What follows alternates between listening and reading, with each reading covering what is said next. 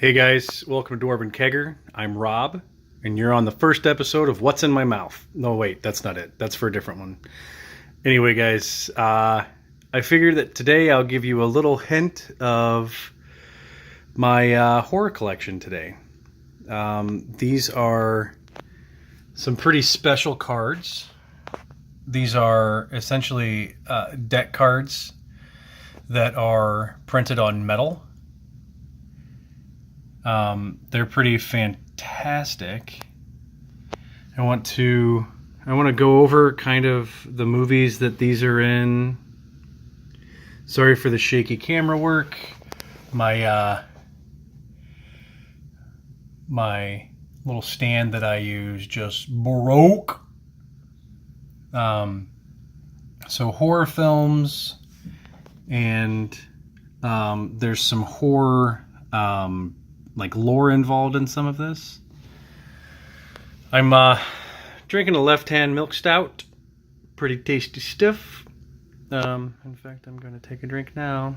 Just got back from the gym. I deserve this. This is me. I earned this.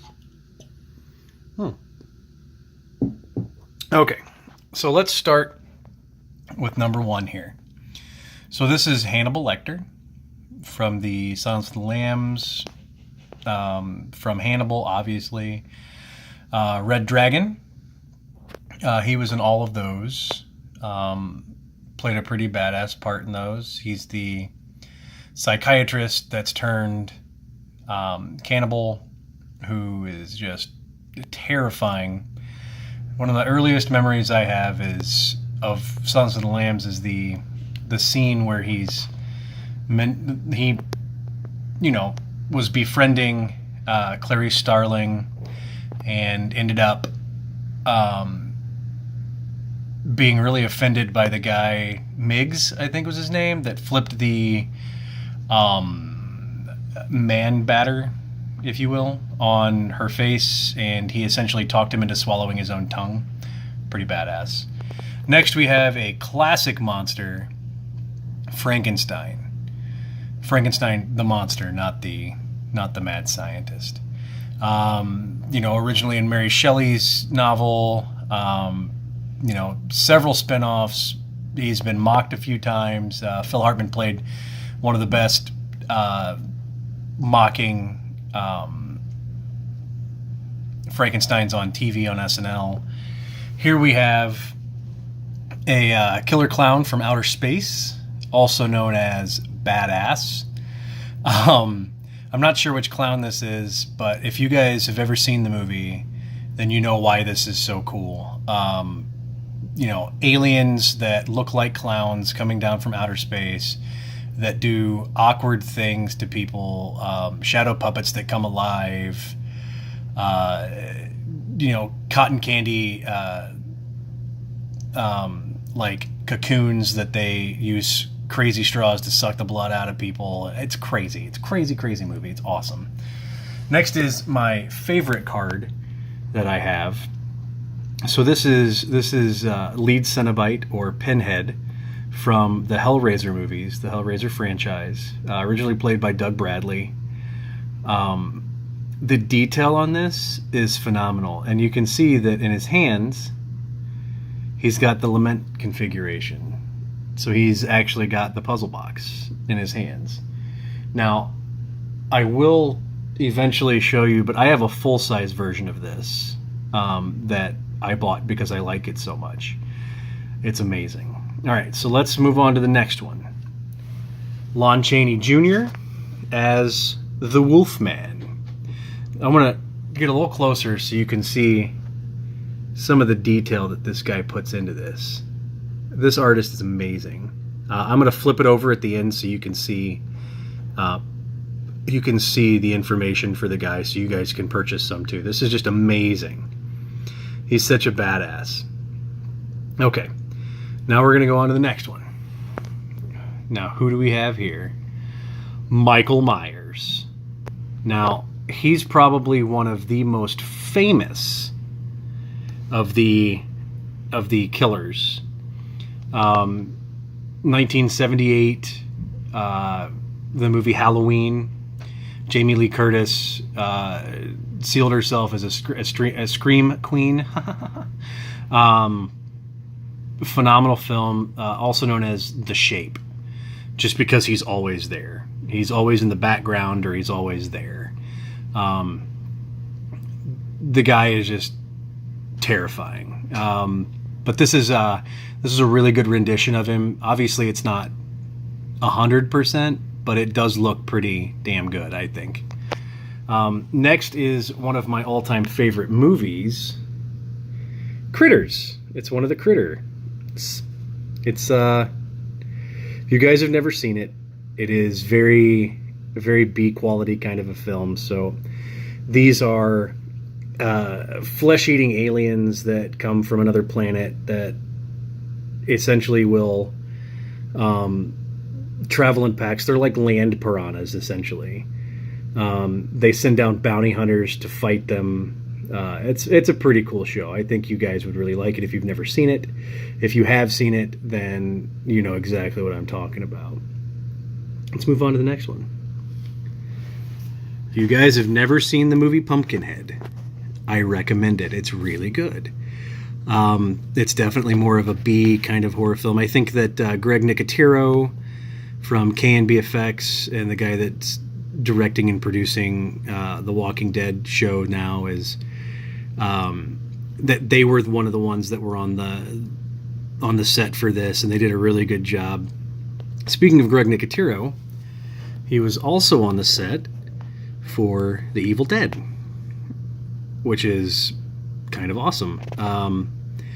The Evil Dead series is pretty fantastic. If you've never seen it, it's about the Necronomicon that gets opened and read from, causing havoc and mayhem with demons and spirits. And Bruce Campbell is one of the epitome actors in horror films. It really sealed his cult status. Absolutely awesome. Let's move on to the next one. Who do we have here? That's right, ladies and gentlemen. Leatherface. So he's one of the sons of this crazy ass family. He wears the skin of men and women both, modeled after the serial killer Ed Gein, who used to wear clothing and skin. I guess I should have specified that. Clothing and skin from several deceased women that he had dug up, and he was a weird individual. But Leatherface was pretty brutal. He was one of the best scenes in the movie. Is somebody's walking through the creepy old farmhouse, and all of a sudden the frickin' steel door slides open, and you have him, boom, hammer to the head, pulled the person in, door slams back shut. I mean, it was a shock. Something you never would have expected from a horror film. It was... Tobe Hooper did a really good job with this one. Now we're going to move on to another one of my favorites. This one right here is Jason Voorhees. This one is from, I'm going to say, Jason Goes to Hell, just because of the chain being involved and everything. But I think there were 10 movies, not including remakes and the Freddy vs. Jason movie. It's a crazy franchise. There are several of them that are very good. I would recommend that you rent all the way through Jason Takes Manhattan. That's probably my, like, I wouldn't say my favorite. The first one's my favorite, thanks to the makeup effects of Tom Savini. The little Jason, Ari Lehman, he has his own band now. Speaking of which, there's Ari Lehman's autograph. The first Jason Never Dies, autographed on a Friday the 13th DVD, because Blu-ray was too expensive at the time. So I recommend you check him out. He's pretty badass. A lot of cool ways of killing people, including Kevin Bacon. If you've never seen the first one, I'm not going to spoil it, but I recommend it. So I think I'm going to move on to the next one. I'm going to go directly below him real quick, and we're going to see Cthulhu. Obviously, this is not really based off of anything in a movie. This was based off of several novels that were revolving around the dark, the dark arts and like witchcraft and stuff like that. The guy that wrote a lot of these, his name was H.P. Lovecraft, and he has some really fucked up material. If you ever have a chance to read some of his stuff, it's pretty awesome. A lot of the guy had some demons, man. There's no other way to describe it other than that. Next up, we have, I believe this is Blades from. Okay, if I'm wrong, let me know. But I think his name is Blades from Puppet Master. He was a badass little puppet man. That's a weird ass movie, but if you guys ever have a chance to see it, I recommend it. There's several movies. I think there's 6 movies, and another one just came out recently. It's a hell of a good time. It's cool to see a bunch of little dolls go around and murder people. I'm sorry, but it is. There's nothing else I can say about it other than that's pretty neat. But check it out. Old guy gets his revenge, essentially, I guess, is one way of putting it. Anyway, move on to the next one. Mr. Dream Warrior himself, Freddy Krueger. Fred Krueger. Also known as the burned pedophile, because he's a terrible person. So one of maybe, I'd say 3 characters on here in general that had a good sense of humor about him. He's pretty funny. He was like campy at the same time terrifying. The scene where in the first Nightmare on Elm Street, when she sees him the lead actress sees him for the first time and sees him with his outstretched arms touching both sides of the fence, is terrifying. That terrified me in ways I can't even explain when I was a child. Next, we've got Pennywise the Clown.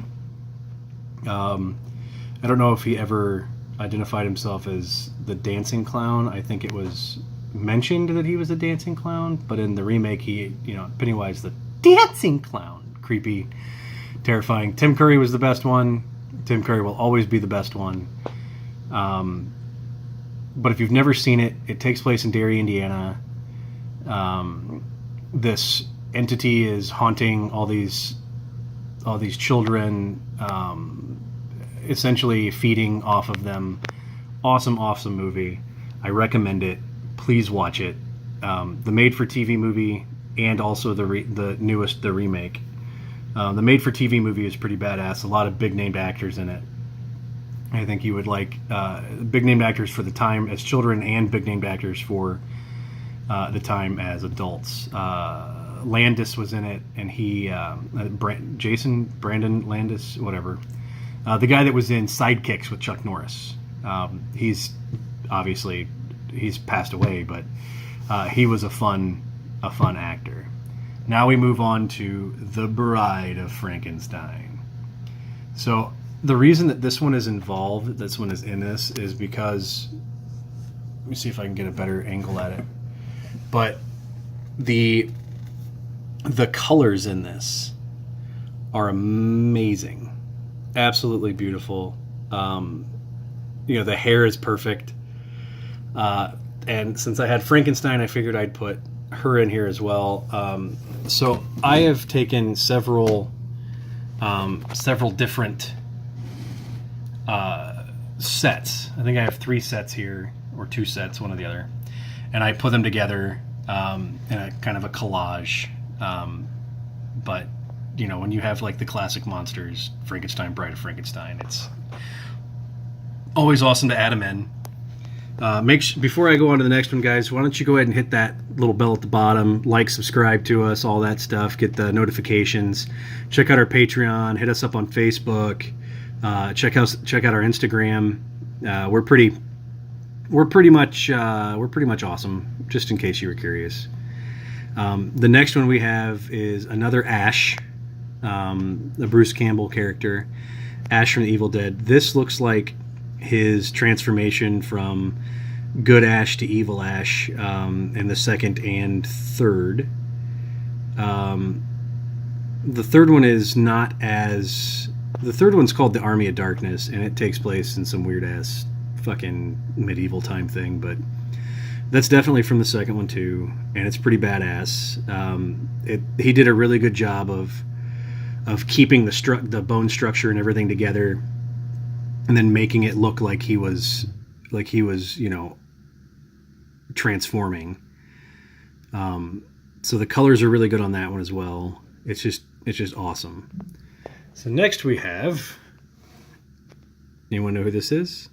That's right. It's Vincent Price, known as the Godfather of Horror, because he was in so many horror films when he was at his prime before he passed away. You might know him as the dad in Edward Scissorhands, the guy that created Edward Scissorhands. You might know him as the voice over in the music video Thriller. But Vincent Price was in tons of movies. He was in several movies that have been remade today that just can't come close to the way that he was. I think there was a movie called The House on Haunted Hill that he was a lead character in that absolutely chilled me to the bone. Terrifying movie, man. Like, I don't know how to describe how frightening the old movie was. See, I like the older movies all the way through the 80s. The newer stuff I'm not really into too much. The Conjuring stuff's okay, but it gets weird. And then we're going to move on now to the Queen Bitch. This is the Alien Queen from Aliens. Not Alien, but Aliens. You can see from the massive like headdress kind of a thing she's got that it's from the second one. Also very good. Not as good as Ridley Scott's version, the first one, where H.R. Geiger designed all of the sets and everything else. I mean, the guy was a mad genius in a dark place as well, but most awkward artists are that way. But yeah, so this is the Alien Queen. If you've ever wondered, what all this was based off of, then look up Geiger. He's a pretty intense guy. I think you would like him if you like darker art. He designed, before he passed away, he did several album arts. He did the album art for Decide, and he's also the inspiration. I'm not sure if he fully designed it, but he's definitely the inspiration for one of Jonathan Davis's most recognizable microphone stands. Jonathan Davis is the lead singer of Korn. Just phenomenal, absolutely phenomenal artist. And the guy that designed these is also a phenomenal artist. And I'm going to flip this guy over, or around rather. You can see I've held it on with sticky tack because I'm insane. But this guy right here is fantastic. So it's Pesce Facts, PECSC, sorry, EFFECTS. The guy's name is Jerry Pesc. He is fantastic. He's one of my favorite artists, just absolutely favorite artists. And I have two of his designs. I have an Emperor Palpatine that he did, and then I also have that Pinhead that I mentioned earlier. I have that one in a full size as well. Check him out, guys. No free ads. But you guys have seen what he can do now. I plan on snagging a few more. We were at Gen Con recently, and I went to purchase some of the cards that he had, but unfortunately they weren't my style. A lot of them were Muppets in horror scenarios. So like Bert from Bert and Ernie was Leatherface, and Ernie from Bert and Ernie was Freddy Krueger. You know what I mean? Just like things that I just wouldn't do. I'd rather have some pretty badass sets of actual horror characters. Anyway, guys, I've been droning on. I wanted you guys to see something that means a whole lot to me, something that I hope that you guys like as much as I do. Anyway, guys, don't mind the upside down. You can see it here in my reflection, the upside down lampshade. Anyway, thanks a lot, guys.